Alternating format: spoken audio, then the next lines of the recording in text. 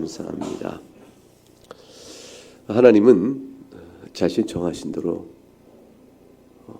본인이 원하신 바대로 만물을 만드시고 그 가운데 있는 모든 일들을 다스려 가십니다.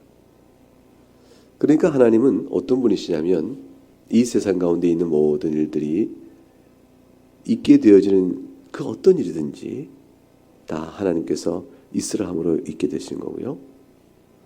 그리고 창조된 그 모든 일들의 서로의 작용에 의해서 벌어지는 많은 현상들도 하나님께서 그렇게 있도록 하심으로 인해서 그렇게 작용하며 그 현상이 이루어지는 일입니다. 자연의 현상들이 일어나서 각각 우리의 삶 속에 위협도 주고 풍요도 줍니다. 그런 자연 현상의 변화도 하나님께서 만드신 창조 안에 있는 일이요, 그 일도 그렇게 작용되도록 하나님 뜻을 세워 이렇게 하시기 때문에 있는 일입니다.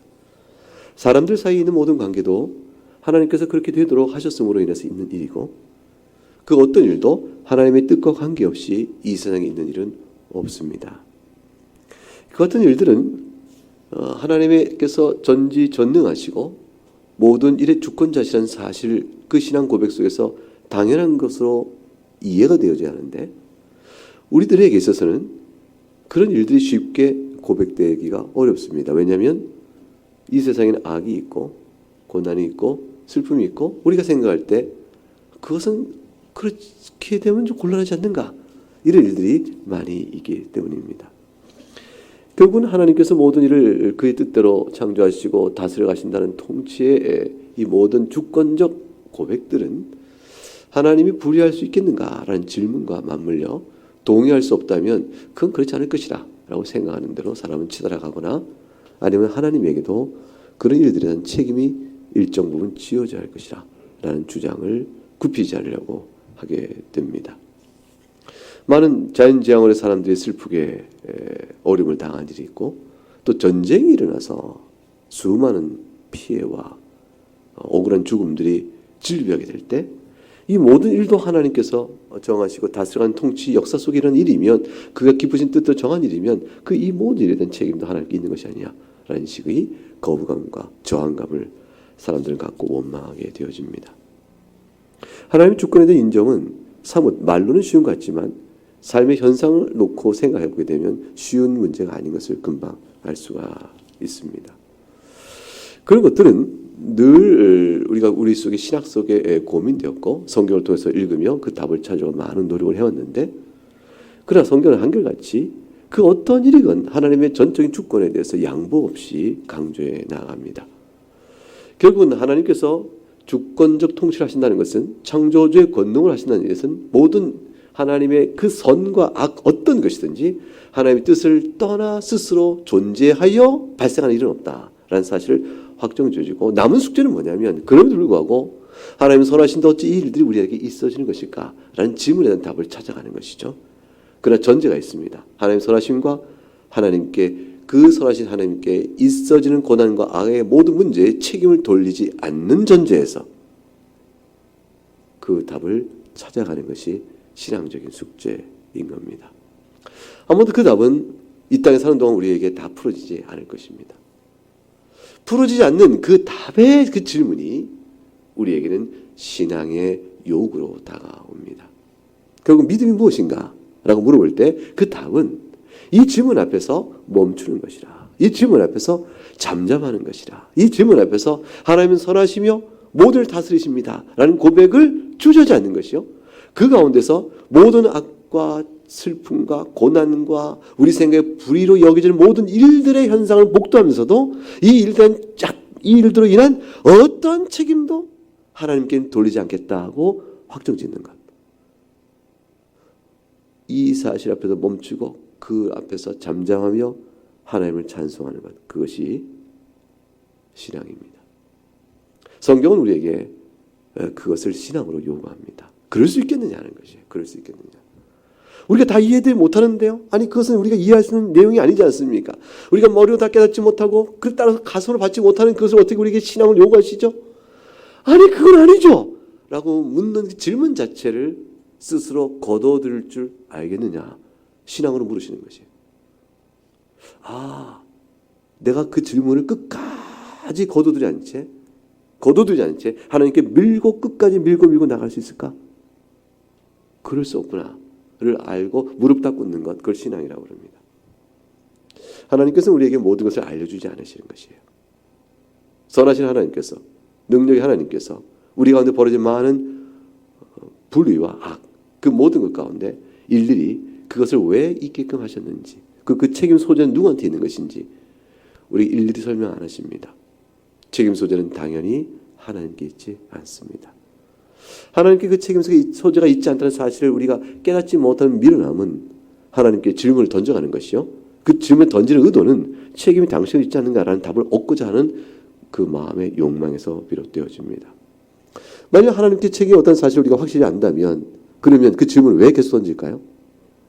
하나님께 책임이 없다는 사실을 안다면 그 질문을 계속 던지는 이유는 없습니다. 우리에게 책임이 있다는 사실만 남을 테니까. 그렇다면 이 일은 왜 있습니까? 물을 때 하나님, 우리는 주 앞에서 어떻게 해야 합니까? 이 질문을 바뀌는 것이지 왜 이 일을 우리에게 주셨습니까? 라고 물을 수가 없는 겁니다. 그 질문은 우리가 옳다함을 묻고 하나님께 압박해가는 모든 질문은 사실 우리의 죄인됨을 드러낼 따름입니다.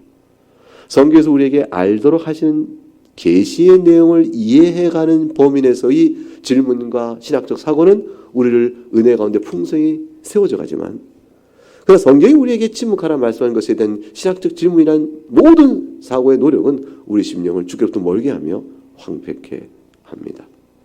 잠잠하는 자는 은혜를 누리게 될 것이요, 말하는 자는 은혜를 잃어버리게 되는 일이 벌어지게 되는 것입니다. 예정론이라는 것이 그 가운데 하나가 됩니다. 누구는 선택을 받고 누구는 버림을 받는 유기의 작정 안에 있다. 하나님께서 야곱은 사랑하고 에서는 미워하였다. 하나님께 불의가 있다고 말할 수 있을까? 아니, 그들이 낳기도 전에, 그들이 무엇인가를 행하기도 전에 하나님께서는 야곱을 사랑하여 구원에 이르게 하셨고 에서는 미워하여 그를 버리셨다 라는 하나님의 예정적 선택에 관한 부분을 우리가 들었을 때 하나님을 불의하다고 말하지 않을 수 있을까? 이 질문은 우리에게 다가오는 문제이죠. 오늘 성경은 아주 그 질문 앞에 정면으로 승부합니다. 어려운 질문이니까 피하겠다 이렇게 생각해봐라 뭐 그걸 묻냐 이게 아니고 정면으로 14절에 그런즉 우리가 무슨 말을 하겠느냐.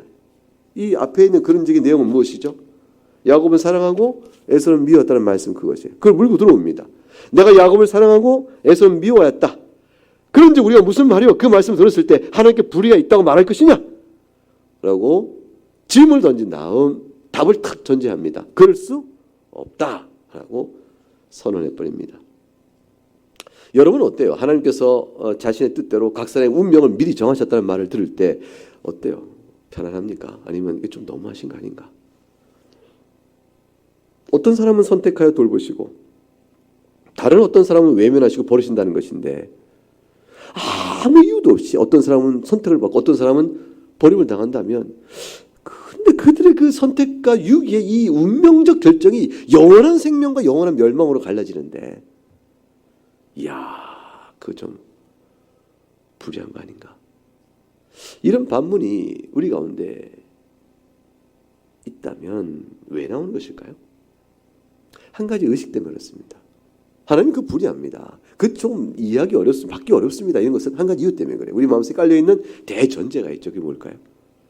하나님, 아니 낳기도 전에 뭔가 행하기 전에 그렇게 나누시면 안 되죠. 왜냐하면 적어도 에서는 에서, 야곱은 야곱, 이렇게 사랑과 미움의 대상이 하나님 영혼부터 쫙 가르치려면 야곱이나 에서나 그들이 뭔가 행한 근거가 있는 거 가지고 하셔야죠. 그래야 불의하지 않고 공의로운 거 아닌가요? 라는 우리도 모르는 자기 의식 속에 깔려있는 전제가 있습니다. 만일 야곱과 에서가 선택과 유기를 받는 데 있어서 그들이 행한 것이 근거가 될 어떤 이유, 근거가 돼야 한다라는, 그 정당하다는 자신의 생각이 없다면, 아니 낳기도 전에 무엇인가 행하기 전에 하나님이 에서 미워하고 야곱을 선택한 것에 대해서 왜 우리 마음속에 거부감과 의문과 질문이 생길까요? 그 질문은 우리 안에 깔려있는 공리, 원칙, 자명한 명제라고 우리가 붙들고 있는 한 가지 사실입니다. 그게 뭐냐면 사람이 스스로 공로를 세워서 구원을 받을 만한 최선의 빌미나 이유나 근거는 제공해야지 라는 것입니다. 사람이 만약에 행위로 구원을 받는 것이라면 또 그것이 옳다면 분명히 하나님은 야곱이 낳기 전에 선택되어지고 에서가 낳기 전에 유기를 받는 것은, 벌을 받는 것은 불의합니다. 그래서 뭐 볼 것도 없이 불의합니다. 근데 여러분 생각해 보세요. 여러분의 구원이 여러분의 행위에 따라 결정되길 원하십니까? 그래요? 여러분 행위가, 여러분의 구원 여부가 여러분의 행위에 따라 결정되길 원하십니까? 말도 안 되는 얘기죠. 그럴 수 없죠.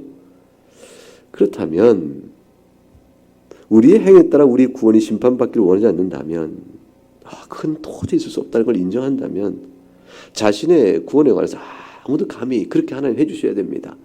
그게 공의로운 거 아닌가요? 제가 낳기도 전에 이미 하나님 날 선택하셔서 날 구원하셨다고요? 그 불의하죠. 내가 살아온 거 보고 하셔야죠, 하나님 라고 생각할 마음을 갖는다면, 그러면 여러분의 그런 사람이라면, 그런 배짱이라면 하나님 야곱을 먼저 선택하셨다고요? 에서보다도 먼저, 낳기도 전에? 이건 안 되죠 라고 말할 수 있는 사람이에요. 하나님 제가 살아본 거 갖고 구원을 결정하죠 라는 이런 말을 할 수 없다라는 사실을 인정한다면, 야곱이 낳기도 전에 선택받았다는 사실 앞에서 하나님의 크신 긍휼만을 찬양하게 됩니다. 나 또한 그 은혜를 입어서 주 앞에 섰던 사실을 인정하지 않을 수 없기 때문입니다.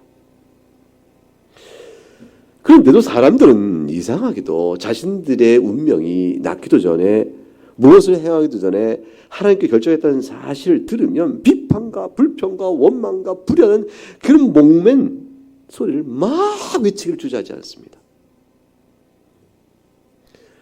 죄인이라 그랬습니다. 하나님께 불의가 있느냐? 그럴 수 없다. 오늘 본문 14절에 단연한 선언입니다. 이 선언 속에 담겨있는 깊은 인간의 죄인됨과 하나님의 은혜를 상기하시기 바랍니다. 이건 단순한 논리 문제가 아닙니다. 하나님 앞에 서 있는 인간 실존의 문제인 겁니다. 15절을 보면 모세에게 이르시되 내가 긍휼히 여길 자를 긍휼히 여기고 불쌍히 여길 자를 불쌍히 여기리라 하셨습니다. 자, 어떤 이가 하나님의 긍휼히 여김과 불쌍히 여김을 받는다고 쳐보십시다.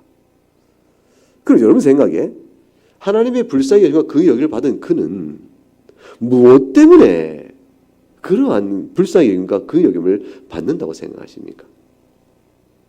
그가 하나님께 불쌍히 여김과 긍휼을 받을 만한 무언가를 이유나 빌미를 제공한 게 있어서 하나님께서 그거를 가지고 그래서 내가 너를 긍휼히 여긴다 이렇게 하셨다고 생각하십니까?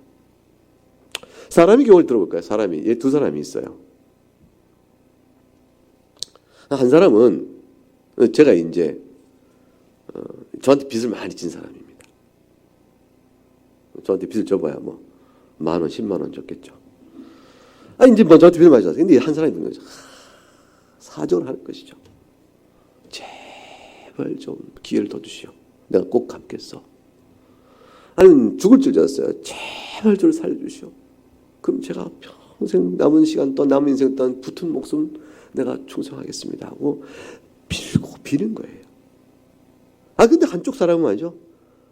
나 없다, 돈 없다, 뭐 마음대로 해라 라고 빚을 안 갚고 미안해하는 마음도 없고, 죽을 줄 저놓고 살려다는 말도 없고 죽이라면 죽여라 하고 이러는 거예요. 그런데 제가 여러분 생각이 뭐죠? 이 간절히 구한 사람에게 마음이 동해진 거예요. 그래서 제가 그 사람을 보고 그래, 당신은 빚탕감, 당신은 무죄방면 생명을 보였어요. 자, 그렇다면 이 자가 나에 대해서, 그렇지 못한 자가 나에 대해서 왜 저 사람 놔주시오 나하고 똑같은 빚지고 그런 사람인데 라고 나한테 불평 원망을 할 수 있습니까 없습니까? 불평한다면 제가 뭐라고 하겠어요? 나한테 간절히 간청했지 않냐? 너는 그걸 하지 않았지 않느냐? 내가 내 거 가지고 내가 용서할 수 있거든. 근데 그렇게 간청했으니 내가 그를 놔준 거야. 너는 그것이 없었으니 넌 아닌 거지. 어째 네가 스스로 나한테 구하지도 않고 구하여 받은 자를 향하여 내가 그를 구한 걸 주었다 하여 나를 불평하느냐. 이렇게 제 편에서 그 자가 나를 불의하다고 말할 때 답할 무엇인가 있겠죠? 물론 그렇게 놔주는 법이 어디 있습니까? 나의 주권적 결정이 그 법 위에 있어라고 말해봤자 소용없어요. 네가 신경 쓸 게 아니라 내가 하면 끝나는 거예요. 네가 신경 쓸 것이 아니냐. 나 간청한 자에게 제가 구한 것을 준게 된다면 아무래도 그렇지 받지 못한 자가 나에게서 불평불명할 일이 없어집니다.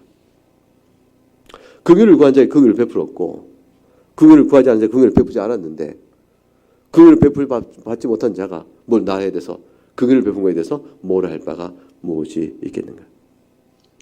사람들은 최소한 하나님이 이렇게는 해야 한다고 생각하는 거예요. 지금 말한 거죠.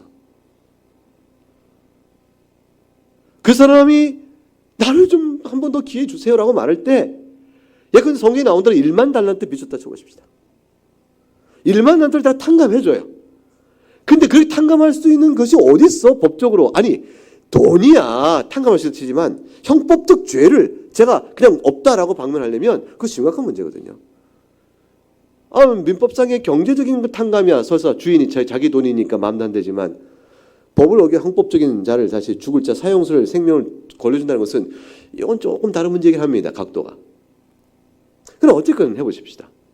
그러면 죽을 자가 다시 산다고 했을 때 그가 다시 생명을 찾을 만한 공로를 세웠느냐 법적인 요건을 충족했느냐라는 것을 따져서 그럴 만한 불법 그 죄의 사면이 불법적이지 않고 합법적이냐를 따지겠다면 그렇다면 아무도 못 살린다라고 말할지 모르죠. 근데 그 문제 내려놓자고요.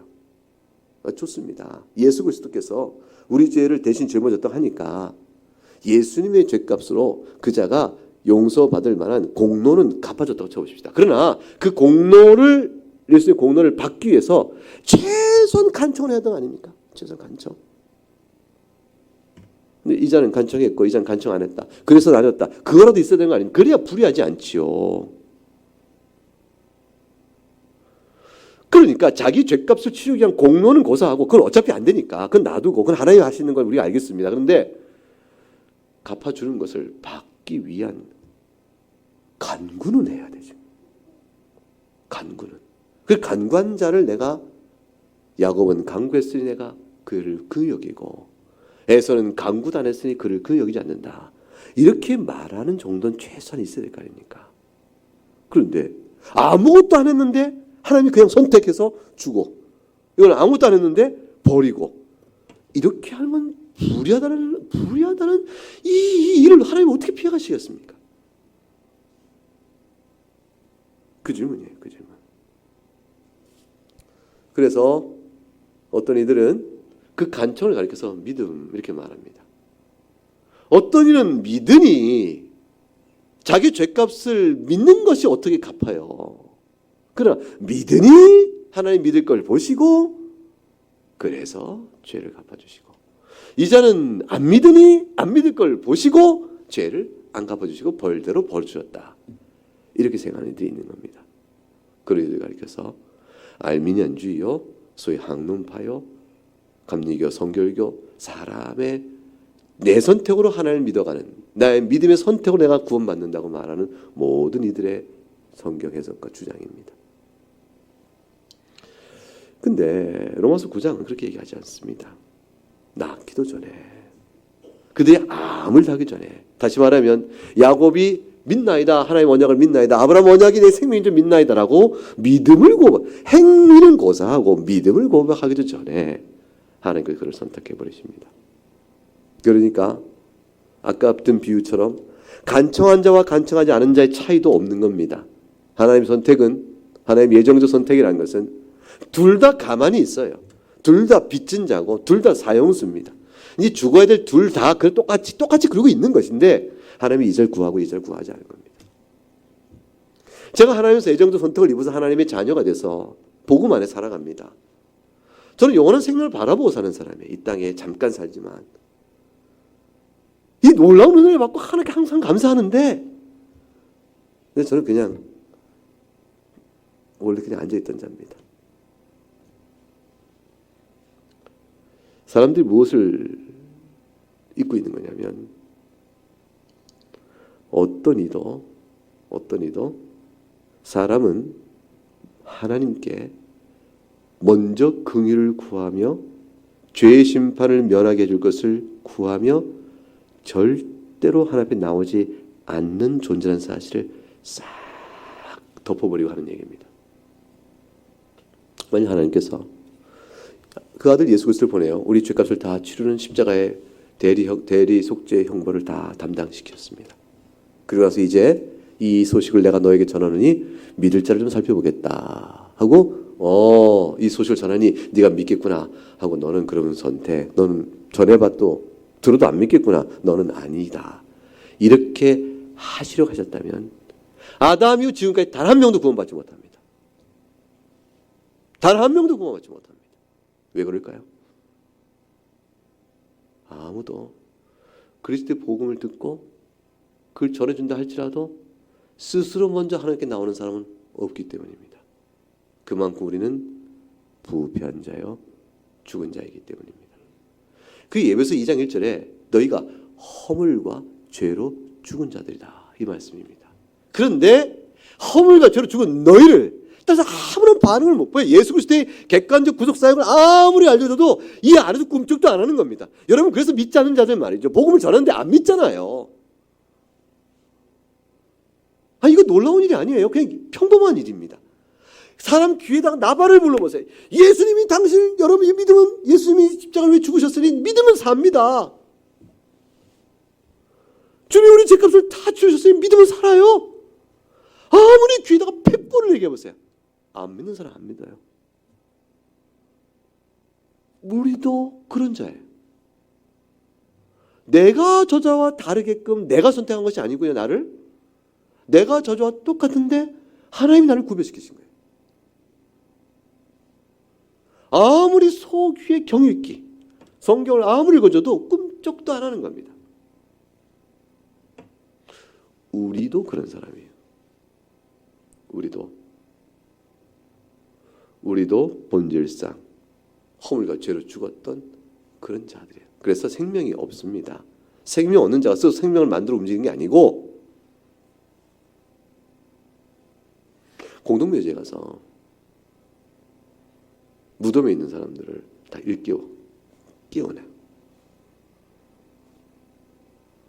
그래서 90세 죽은 시체가 벌떡 일어난 거하고 20세 죽은 시체가 벌떡 일어났어요. 그리고 100m 달리기 시합시켜요. 누가 제일 먼저 갈까요? 20대 죽은 시체가 먼저 일어나서 더 빨리 안 달려가겠어요? 90세 죽은 노인 죽은 시체보다는? 누가 1등 할 거예요? 100m. 20대 죽은 시체. 답은 뭡니까? 시체는 뛰지 못한다는 거죠. 그래서 아무도 달려가지 못한다는 거예요. 죽은 자는 반응을 볼 수가 없는 겁니다. 그가 어떤 죄를 죽었건 간에, 큰 죄, 작은 죄, 90세 동안 살며 지은 죄, 20세 살다 죽은 죄, 죽은 자는 죽은 자인 거예요. 하나님께 살리지 않으면 믿음으로 나오지 못합니다. 아주 중요한 사실이죠. 왜 하나님께서 먼저 선택하셔야 될까요? 왜 하나님께 먼저 선택하셔야 될까요? 먼저 선택해야만 긍휼을 구하는 간청을 피로 살 수 있기 때문입니다. 우린 다 죽은 자예요. 에서도 죽고 야곱도 죽은 자입니다. 하나님께서 야곱을 선택하시니 야곱은 평생 130 사는 동안 주님을 바라보고 산 자가 됐습니다. 하나님께 불순종했던, 자기 성미 때문에, 또 급한 성정이요, 또 교활한 성정이요. 그래서 숱한 130년 세월 동안 연단과 고난과 많은 험악한 인생을 다 보내면서도 결국 하나님이 그를 붙잡으셨기 때문에, 그래서 그 많은 허물과 죄와 실수에 불구하고 주를 바라보고 살아온 인생, 그래서 그는 구원을 받은 거예요. 그래서 그걸 할 게 뭐냐면, 하나님이 붙들어 주시고 나서 말씀하시기를 그가 믿음을 따라 살다가 믿음으로 죽었다. 그 말씀을 마치 그가 당한 것처럼. 하나님이 그를 인생을 딱 붙잡아 놓고 말씀하시기를 그를 딱 붙들어 주신 거거든요. 그래서 끝까지 믿음을 잃지 않고 하늘의 상이요 하늘 본향을 찾는 나그네로 이 땅에 살다 죽었다. 그러시는 거예요. 하나님이 먼저 살리신 겁니다. 그러니까 이 사람은 간청을 하고, 이 사람은 간청하지 않았으니까 최소한 간청한 사람을 긍휼을 베풀었다라고 말하는 정도는 돼야 하나님 불의가 없다고 말할 것이지, 하나님 어떻게 낳기도 전에, 이 세상에 낳기도 전에, 뭘 행하기 전에 누구는 선택하고 누구는 버렸다고 이렇게 말씀하시면 불의한 거 아닙니까? 라고 물을 때, 이건 절대 잘못된 인식이, 인간론적 잘못된 지식 위에서 있는 것이에요. 마치 인간이 먼저 하나님을 찾을 수 있는 것처럼. 하나님의 사랑이 먼저입니다. 그 후에야 우리는 그 사랑을 구하며 고백합니다. 하나님께서 먼저 우리를 긍휼히 여겨주셔야, 그래야 눈을 뜨고 하나님 나를 불쌍히 여겨주세요라고 나가는 거예요. 하나님 나를 먼저 불쌍히 여기시니까, 그래서 하나님, 나는 하나님의 긍휼로만 삽니다, 이렇게 나가는 거예요. 하나님 먼저 우리를 부르시지 않으면 아무도 못 했을 거예요. 우리는 하나님 앞에서 먼저 내어드려 구원받은 자가 아닙니다. 하나님께서는 어느 죄인들에게도, 그 가운데 누구에게도 그들을 불쌍히 여기시나 긍휼히 여기실 책임이나 빚진 것이 없으십니다. 따라서 누구를 불쌍히 여길 것인가는 그의 선택에 따름입니다.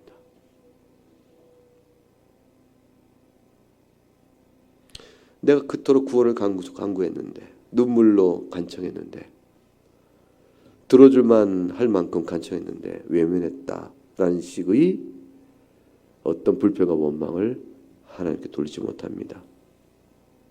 어느 완악한 사람이 그 종의 고통과 슬픔을 외면하면, 주인이 참 악하구만, 악한 주인을 만나서 저 종이 불쌍해, 이럴 수 있겠죠? 하나님은 그런 분이 아니십니다. 먼저 하나님께 간청하였으나 외면당할 자는 한 명도 없습니다. 하나님께서 불쌍히 여기심으로 주의 도우심을 구하며 나오게 된 자들은 하나님이 반드시 그를 먼저 불쌍히 여기신 자이기 때문에 반드시 구원을 주십니다. 그리고 여러분은 주 앞에 먼저 부름받아 나온 자들이십니다. 여러분이 하나님을 먼저 사랑한 것이 아니라 하나님이 여러분을 사랑하여 지금까지 붙드신 것이에요. 허물이 많잖아요.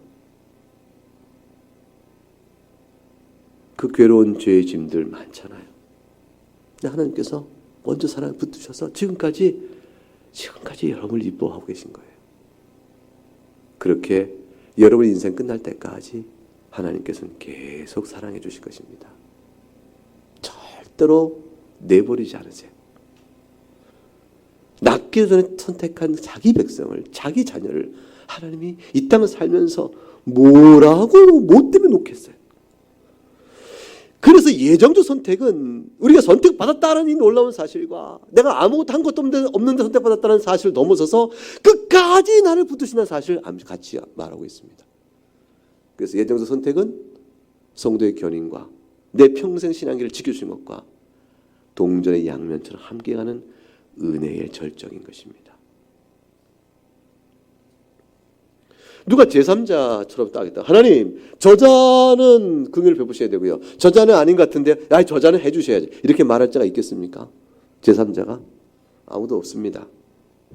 왜냐하면 그 제3자라는 것은 역시 그도 또한 멸망받을 죄인 가운데 있는 한 무리지, 하나님과 우리 사이 외에, 우리 외에 또 다른 제3자는 존재는 없으니까.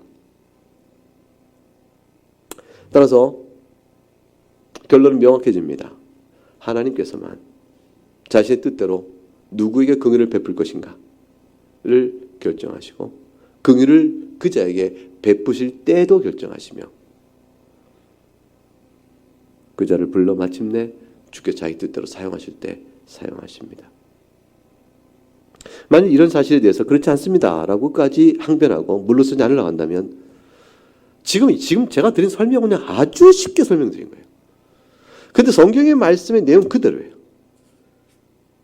지금 제가 드린 이 말씀에 대한 강서를 듣고 이해하지 못한다면 여러분 마음속에 여전히 역사하고 있는 죄의 문제가 있어서 그렇습니다. 그 뭐냐면 아니 그래도 우리가 뭐 하나님의 사랑을 받을 만한 빌미는 이유는 가져야 되는 거 아닌가라는 그 원칙과 의식들, 그 자기의 것이 여전히 남아있기 때문입니다. 만약 그것이 그렇지 않다면 하나님의 전적인 주권적 권세를 그 자유로움을 우리가 결코 침해할 수 없다는 사실 앞에 겸손히 엎드리고 단지 하나 나를 불쌍히 여기신 일로 인하여 오직 감사의 찬미를 드릴 것 외에는 우리로서는 이 질문 앞에 행할 것이 없습니다. 그래서 우리는 더 이상 묻지를 않습니다. 하나님 왜 쟤를 선택하셨나요? 하나님 왜 저를 선택하셨나요? 저가 하나님 앞에 어떤 고임을 받을 만한 게 있다고 저를 선택하셨나요? 이 질문 앞에서 아무것도 없습니다. 그걸 인정하고 오직 한 가지 까닭 없는 이유를 알 길 없는 그저 나를 부르신 하나님의 사랑으로 날 선택하셨구나. 그러면 남은 인생 어떻게 살고? 답은 딱 하나예요. 하나님 사랑하고 주신 말씀 찬미하고 감사하고 주께 나를 사랑하시니 나를 외면치 않을 것이니 내가 주께 기도하여 도움을 얻고 그래서 주의 오른손에 나를 붙드시니 내가 주와 함께 있고 주께서 나와 함께 있다는 사실을 고백하며 그렇게 한평생 믿음을 사랑하는 것이죠. 16절 말씀이 그래서 16절 같이 읽어보겠습니다. 그런즉 원하는 자로 말미암도 아니요 다른 박자 하는 자로 말미암도 아니요 오직 긍휼히 여기시는 하나님으로 말미암음이니라 이렇게 말씀했습니다. 이 말씀이 사뭇 뜻이 무엇인가 싶어요. 원하는 자로 말미암으며 무슨 말이냐면 사람이 원한다고 하여 불쌍히 여김을 받는 일이 있는 일이 아니요 그 뜻이에요. 그러니까 15절에서 내가 긍휼히 여길 자를 긍휼히 여기고 불쌍히 여길 자를 불쌍히 여긴다는 일이 내가 원한다고 하여 되는 일이 아니요 그 말이에요. 원하는 자는 사람이 원함으로 인한 것이 아니요에 대한 번역입니다. 그리고 다른 박지하는 자로 말미암는데 이 말은 다른 박지는 뭐냐면 사람의 행위를 뜻합니다. 사람이 뭔가를 행한다는 것으로도 말미암은 것이 아니니라. 왜 행위가 아니죠? 낳기도 전이니까요. 왜 원하는 게 아니죠? 낳기도 전이니까요. 그리고 사람이 원하는 것 자체가 어떻게 되죠? 하나님이 먼저 원하는 마음을 주셔야 원하니까요. 우리 마음의 원보다 더 근원적인 역사가 있어야 한다 그 말입니다. 그러니 오직 긍휼히 여기시는 하나님께서 먼저 행하셔서 우리를 하여금 원하게 하시고 우리를 하여금 다른 박질을 하게 하시는 그 일들이 있어지는 것이죠 라는 것이에요. 그래서 우리가 볼 때 보세요. 믿지 않는 자는 구원받는 자 있습니까? 없습니다. 그러니까 믿음이 먼저죠. 이렇게 말하고 싶잖아요. 보세요. 불순종하는 자 가운데 구원받는 자 있습니까? 없잖아요. 그러니까 순종하는 게 먼저죠. 구원받기 전에. 이렇게 말하고 싶잖아요. 그렇죠. 우리가 보는 시간 안에서는 우리 존재의 시작과 맞물려 보게 되면 그러면 우리가 믿으니까 믿는 거죠. 자, 믿을 사람 손 들어보세요. 손 들고. 그럼 일어나 보세요. 일어났으면 다시 나와 보세요. 그래갖고 초청해서 여기서 하나님 아버지 10년 선택이 아니지. 지금 여러분의 선택이 영원한 구원을 결정짓니다. 그리고 그들에게 막 기도해주고 그렇게 콜링도 하잖아요. 여러분 그럴 때 내가 손 들었고 내가 일어섰고 내가 나왔다고 말하겠잖아요. 그러니까 분명히 우리는 나의 지정이 인격적 요소를 활용해서 믿음의 반응을 보이거든요. 그러니까 우리가 볼 때는 관찰해 보면 믿음을 고백했으니 네가 구원받고 네가 순종했으니 구원받다는 말이 다 설명된단 말이죠. 근데 오늘 본문은 뭐냐면 네가 다른 박질, 네가 행한다고 해서 되는 일이 아니고 네가 원한다고 해서 되는 일이 아니라 그거보다 더 근원적인 게 있다. 하나님께서 긍휼히 여기셔서 되는 거지라. 시간 안에서 우리가 행하는 것보다 더 근원적인 게 있습니다. 자, 그래서 여러분 기억하세요. 여러분 마음에 주님을 향한 사랑의 마음이 이렇게 들어오잖아요. 그럼 기뻐하세요. 영원전에 나를 사랑하신 하나님의 손길이 지금 나 안에서 확인되고 있구나 생각하시면 됩니다. 일시적 감동이 아니에요. 충동이 아닙니다. 영원전에 나가 까닭 없이 사랑하신 하나님의 손길이 지금 나에게 확인시켜주고 있는 거죠. 알겠니? 내가 너를 사랑하는 것을. 여러분 하나님 마음속에서 기도와 경건과 또 사랑의 봉사와 또 용서와 그리스도인 나오는 모든 신앙적 덕목을 가져가며 주님 사랑하며 또 복음을 전하고 이렇게 살아가는 모든 삶에 이런 것들이 여러분 이루어지고 있잖아요. 그러면 여러분 그것도 기뻐하세요. 내가 좀 하나님의 사랑을 입은 자구나. 그거 하나로 확신하시기 바랍니다. 먼저 사랑하셔서 이루어진 일입니다. 그러니까 자기가 먼저 시작했으면 여러분 사람이 먼저 시작해서 끝까지 가는 일이 몇 개가 있어요. 사람이 먼저 시작해서 끝까지 시작하는 게 몇 개 있어요. 사람이 먼저 시작해서 많지 않습니다. 결심하고 약속해도 얼마 가다가 또 변덕스럽고 변질되어지고 그러고 나서 항상 자기 일관된 원칙에 따라 행동했다고 그러죠. 왜냐하면 그때는 내 일관된 원칙은 좋아하는 거 한다는 것인데 그때는 좋았고 지금은 싫고 그러니까 안 하는 거고. 근데 약속이 바뀌었는데 그건 안 보이는 거죠. 변덕에 대한 자기의 핑계를 계속 가져갈 따름이죠. 사람은 그렇습니다. 하나님은 다르십니다. 내가 선택한 하나님이면 나는 하나님을 언제든 포기할 수 있고 하나님을 떠나갈 수 있고 하나님 아니라고 할 수 있습니다. 하나님께서 나를 먼저 선택하셨으면 그래서 나온 믿음이면 우리 믿음이 때때로 비틀된다 할지라도 보세요. 내가 어떨 땐 믿음이 좋아 보이고 어떨 땐 믿음이 비틀될 수 있어요. 어떨 때는 하나님 앞에 감사가 넘치는데 어떨 때는 하나님이 자꾸 괜히 하나님 앞에 가지 않으려고 뻗댈 때가 있어요. 성미가 못 되잖아요. 우리가 괜히 신경질 부리고 괜히 짜증내고 괜히 우울해지고 괜히 아니라고 말하고 머리는 아닌데 근데 괜히 그런 일 경험 안 해보셨어요?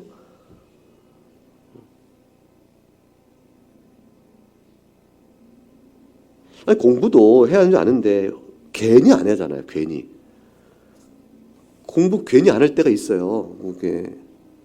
공부가 재밌거든요. 그래서 공부가 재밌는데 이렇게 재밌는 걸 왜 안 하나 하다가 덮어놓고 괜히 안 해요. 그 공부는 내가 왜 안 해? 이런 식으로. 착한 일도 너무 기뻐요. 그런데 괜히 착한 일 안 해요. 찬송하는 건 너무 기쁘거든요. 근데 괜히 안 하고 싶을 때가 있어요. 성경 읽는 거 좋아하는데 괜히 맥체인 덮어버리고 싶을 때 있어요. 괜히 안 해. 괜히. 까다 특별한 이유가 있는 게 아니라 괜히 안 하는 거예요. 그리고 뭐라고 말하냐면 지금 하기 싫어. 그게 이유예요. 사람은 우리가 먼저 선택했으면 그런 일로 인해서 하나님께 떠나갑니다. 근데 하나님 먼저 선택하셨으면 그런 일이 있을 때라도 안 떠나십니다. 괜히 그럴 때 너무 괜히 그러면 하나님께서 야단을 좀 치셔서 빨리 돌아와라 얘기도 하시고 조금 그러면 설교 말씀으로 듣고 마음이 어떠냐 그러시면 돌아오라 하시고 어떨 때는 위로도 주시고 잘했다 조금 했는데 잘했다 기분이 으쓱되게 하시고 어떨 때는 한 번 내가 조금 주를 했는데 그게 다른 사람 들키는 거예요. 그 칭찬받는 거예요. 그래가지고 칭찬도 받게 하시고 작은 일 했는데도 칭찬받고 그 일이 쌓이면 큰일 했는데도 주님은 감춰주시고 훗날에 칭찬할 것으로 싹 감춰주기도 하시고요. 여러분 주님 앞에 선한 일을 했는데 안 드러나는 일을 섭섭해하지 마세요. 하나님께 일부러 감춰두신 거예요. 나중에 놀랍게 칭찬하시려고. 조그만 일을 했는데 사람들 앞에 많이 알려 칭찬받잖아요. 그거는 재미없어 사실은. 이거 벌써 다시 받았네 이렇게 되는 거예요. 그래서 목사는 칭찬받을 게 없어요. 다 드러나서. 여러분은 칭찬받을 게 많으세요. 하나님께 우리를 붙들어주기 때문에 신앙이 비틀비틀 때도 절대 안 넘어집니다. 오뚜기예요. 우리는. 오뚜기. 고은이. 오뚜기 알아? 오뚜기는 다 넘어뜨리면 쓰러진다. 아니면 다시 일어선다. 그렇지. 왜 그런 줄 알아요? 오뚜기 뱃속에 뭐가 있어요? 오뚜기 뱃속에 이만한 쇠뭉치 같은 게 그 바닥에 딱 붙어 있어요. 이게 무게중심을 잡아주는 거예요. 쓰러져 다시 나오고 또 다시 나오고. 우리는 오뚜기 신앙이에요. 무게중심은 하나님의 예정적 선택이에요. 하나님 딱 선택해 주셨기 때문에 비틀 때도 딱 잡아주시고 비틀 때도 잡아주시고 그래서 우리 끝까지 붙들어 가십니다. 그런데도 하나님의 주권에 따라 그 일을 입었으면 좋아요. 그러면 난 이제부터는 교회도 안 나오고 나 성경도 안 읽고 마음대로 살래요. 그래도 하나님의 선택은 변치 않는다고 그랬잖아요. 이렇게 말하면 되겠어요? 안 되겠어요? 그렇게 안 되는 것이죠. 왜냐하면 세워서 끌고 가시지 누운 채를 끌고 가지 않으시거든요. 그러니까 하나님 오뚜기가 선택하셨어요? 그럼 난 절대로 걱정 없네요. 나 누워 있을래요. 하나님 눕게 놔둬요. 이렇게 세워요. 이렇게 세우시거든요. 누워있는 오뚜기는 망한 오뚜기예요. 그래서 오뚜기 누워있어요. 왜 누워있나 깨보니까 뱃속에 이게 무게중심이 없어. 겉보기에는 똑같이 서 있는 줄 알았는데 가짜 신앙이죠. 처음에는 오뚜기인 줄 알았는데 툭 쏘지는 안 일어나. 보니까 하나님의 선택이 없는 자기가 섰다고 하는 자들이에요. 우리는 하나님에 따라 일어서기 때문에 절대로 오래 누워있도록 하지 않으시고 또 채우십니다. 그래서 영적 나태와 죄에 대한 감각 없는 행동 속에서 긴 세월 보낼 때까지 멋대로 살게끔 하나님께서 우리를 두지 않으십니다. 돌이켜 회개케 하십니다. 어떤 이는 평생 죄가 있다면 마지막 돌이킬 때도 있죠. 비참하게 살다가 얼마나 슬퍼요. 영적 은혜 가운데 우리를 돌이켜 세워서 넣으십니다. 하나님의 주권적인 뜻에 대한 적나라한 역사가 성경에 들고 있는 게 17절의 바로의 얘기입니다. 바로에게 이르시되 내가 이 일을 위해 너를 세웠으니 곧 너로 말면 내 능력을 보이고 내 이름이 온 땅에 전파되게 하려 함이라 하셨습니다. 그리고 18절에 다시 긍휼히 여길 자를 긍휼히 여기시고 완악할 자를 완악히 여기신다고 완악한 자에 대한 운명을 한번 더 붙였어요. 이것이 15절과 차이예요. 15절은 긍휼히 여길 자를 긍휼히 여기고 불쌍히 여길 자를 불쌍히 여긴다라고 긍정적 측면에 대한 선택의 측면을 반복하셨는데 18절은 긍휼히 여길 자를 긍휼히 여기시고 하시는 자, 하고자 하시는 자를 완악하게 한다 해서 완악한 자를 더 붙였습니다. 차이는 뭐예요? 17절이에요. 17절 바로 예를 들어서 아주 극명하게 주님의 주권적 권세를 나타내 보신 겁니다. 바로는 악하게 쓰신 거예요. 하나님께서 바로를 들어서 바로가 버티죠. 버티는 바로를 사용하셔서 마지막에 바로를 굴복시켜 내 백성을 애굽에서 나가게 하시는 이 모습을 보이심으로 하나님의 영광의 궁극적 승리를 드러내시기 위해서 바로를 쓰셨다는 거예요. 근데 바로를 쓰시기 위해서 하신 게 뭐냐면 성경에 보기는 바로의 마음을 강팍하게 하셨으니 얘기되어 있어요. 그래서 바로는 스스로 마음을 강팍하게 하여 이렇게 나옵니다. 이게 두 가지 표현이 다 나옵니다. 출애굽기에 보게 되면 바로가 스스로 마음을 강팍하게 하여 이스라엘 백성을 내보내지 아니하였더니 또는 바로가 하나님께서 그 바로의 마음을 강팍하게 하사 그 이스라엘 백성을 내보내지 않게 하시거든요. 이 둘 다 맞는 일이에요.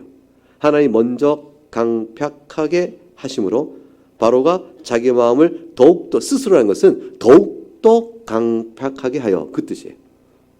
그러니까 하나님께서 강팍하게 안 했는데 자기 스스로 강팍했다 이 뜻이 아니고 하나님 강팍하게 하시니 마음이 더욱더 강팍해진 거예요. 더욱더 강팍해진 것은 뭐예요?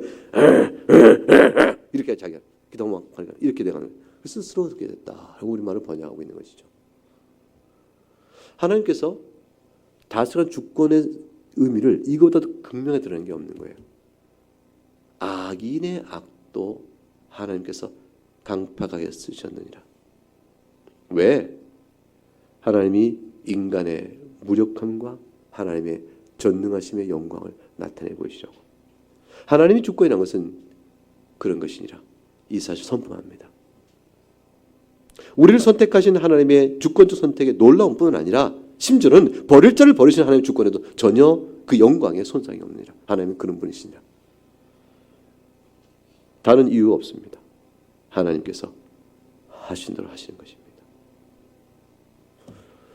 그 하나님께서 우리를 지극히 사랑하셔서 우리를 오래 참으시고 죄인 되었을 때 우리를 구원해내시고 오늘도 성경 말씀 보게 하시고 이 짧은 한 편에서 주를 바라보게 살게 하시니 얼마나 감사한지 모릅니다. 선택을 하실 때 선택자 죄값은 하나님이 친히 갚으셨죠. 그 아들 통해서. 유기된 자를 심판하실 때 공의를 갚으시죠. 그들 죄값대로. 그러시면서 하나님은 그 중에서 얼마를 선택하여 까닭없는 하나님의 우리를 향한 선택 사랑 때문에 우리를 구원하셔서 오늘도 이 말씀을 듣고 주를 찬송하게 합니다. 생각해 보세요. 지금 이 지구상에 60억의 인구가 살고 있습니다. 선택받은 주의 백성이 몇이나 될까요? 긴 역사 속에서 수많은 곳곳 지구 전체 속에 온 민족이 흩어 살고 있었는데 복음이 전파된 곳은 제한된 지역들이에요. 역사의 줄기를 따라 제한된 지역에만 복음이 쭉쭉쭉 뿌려져 나갔어요. 그럼 복음이 닿지 않았던 다른 그 긴 역사 속에 다른 많은 사람들은요, 어둠 속에 살다가 죽은 자들이죠. 우리와 같은 구원의 은혜를 받지 못한 자들입니다.